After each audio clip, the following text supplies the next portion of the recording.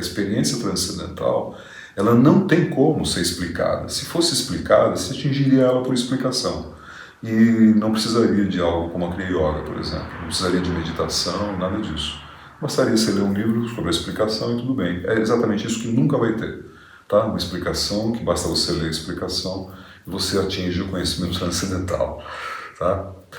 Sinto muito vocês que são adoradores de livros, de textos, de coisas escritas, mas aquilo que é mais elevado, desconhecer, não tem como ser escrito em palavras.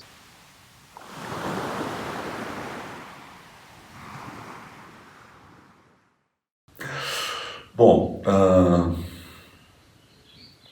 a gente fala assim, ciência espiritual, ciência da Kriya Yoga. Kriya Yoga é uma ciência. Essa palavra ciência, né? Eu posso estar querendo dizer o que com isso? Ciência é uma sabedoria, né? Um conhecimento e tal, mas quando a gente fala em ciência na nossa sociedade, quando fala em ciência, pensa na ciência como um método científico, a ciência baseada em investigação de evidências materiais. Então, seria correto dizer ciência da Kriya Yoga. Vocês sabem que muitas formas de conhecimento, expressões de conhecimento, que são chamadas de ciência, há muita controvérsia se podem mesmo ser chamadas de ciência, principalmente as ciências ditas ciências humanas, tá? Sociologia, psicologia, até mesmo geografia, economia, porque como seriam as evidências materiais, né, dessas ciências, né? Muitas delas, filosofia, psicologia, sim, é muito difícil você ter evidências materiais, né? Às vezes se tenta usar então as estatísticas principalmente. Agora, estatísticas são coisas muito controversas, né? Eu costumo dizer assim, Deus é a verdade e o diabo são as estatísticas. Deus é a verdade é uma frase que não é minha, ela vem dos Vedas, Tat Sat, né? A verdade é o que é, Deus é o que é aquele que é, Tat Sat. E Gandhi, inclusive, Mahatma Gandhi, que um dia eu preciso te contar porque que Gandhi é nosso colega de classe, mas Gandhi, ele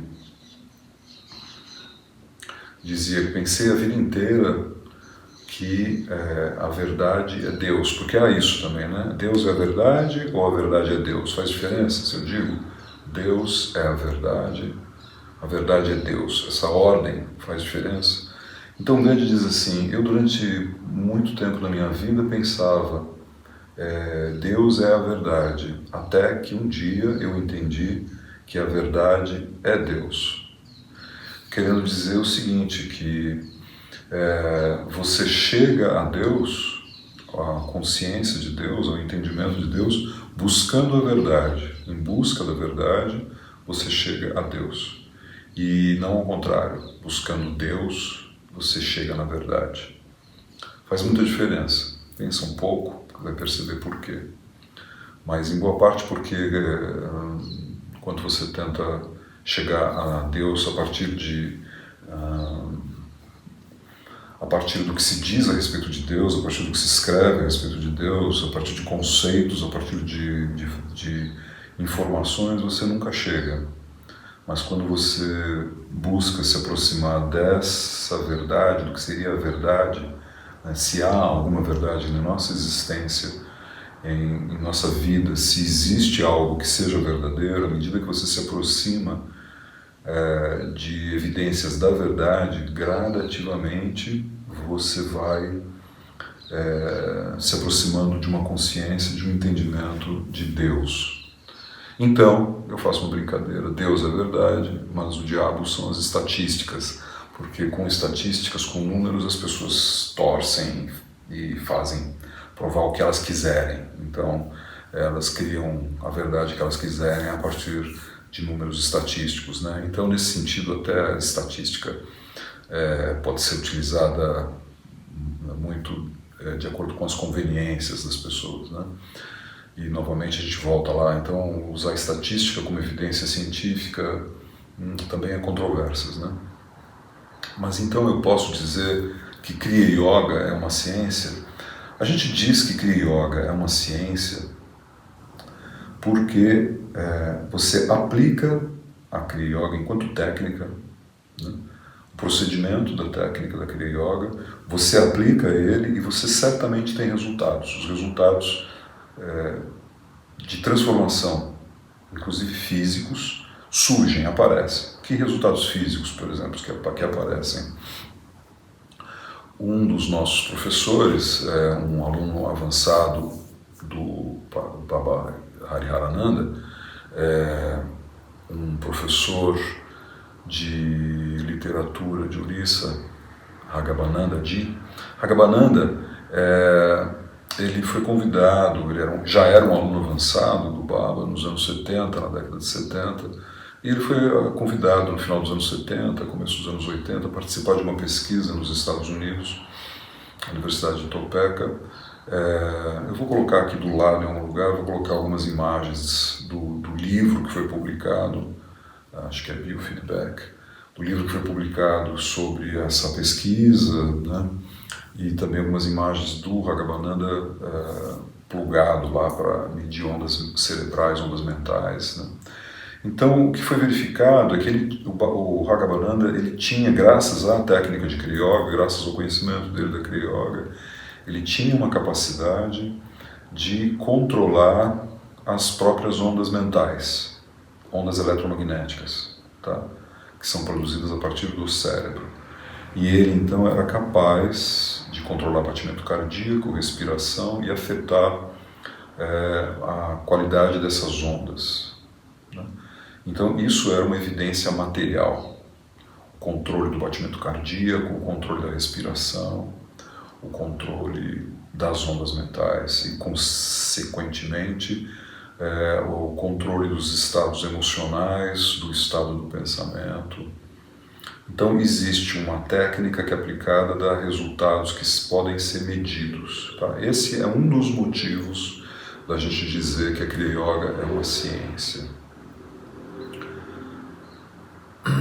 Ciência espiritual, porque para nós esse processo, apesar de ter evidências materiais, são todas essas evidências, são evidências do que a gente chama de não forma, aquilo que está além da forma, tá? Então as evidências materiais estão no campo da forma, mas o que surge no campo da forma vem pela não forma, por aquilo que não é material, que é imaterial. Não tem forma, nem forma física, tocável, e nem forma astral, simbólica, não tem forma alguma. Não pode nem mesmo ser qualificado ou ser descrito. O Baba Hariharananda mesmo, ele foi também objeto de uma pesquisa, assim, se não me engano, na Áustria, ou na Áustria ou na Alemanha, mas acho que foi na Áustria. Essa pesquisa, a gente não tem, por enquanto, não tenho conhecimento se ela está publicada em algum lugar. Possivelmente está publicada, foi feita também lá pela década de 80. Ele também foi plugado e medido, Baba Hariharananda, mas eu não sei onde foi publicado isso, tá? Ainda quero encontrar. Mas durante essa medição, o Baba Hariharananda entrou no estado mais elevado de consciência e, junto com isso, ele entrou num estado de suspensão do batimento cardíaco, do pulso e da respiração, tá? Então ele não apresentava sinais clínicos de batimento cardíaco, pulso, respiração. Do ponto de vista clínico, isso quer dizer morto. Ele estava morto, clinicamente morto, tá bom? Mas não estava, tá? Então é um assombro para a ciência, né? Essa capacidade que o Baba tinha de atingir esse estado. E então, uma vez nessa pesquisa feita, acho que na Áustria, ele foi medido e nesse momento que ele está assim, ele está incomunicável, tá? Só quando ele volta é que ele pode dizer alguma coisa. Para ele poder voltar a falar, ele precisa voltar a respirar normalmente, bater o coração normalmente e tudo mais. Então, cientistas assombrados com aquilo, querendo saber o que era aquilo, perguntaram: como assim? Como é? O que é isso? Qual é a experiência que você tem?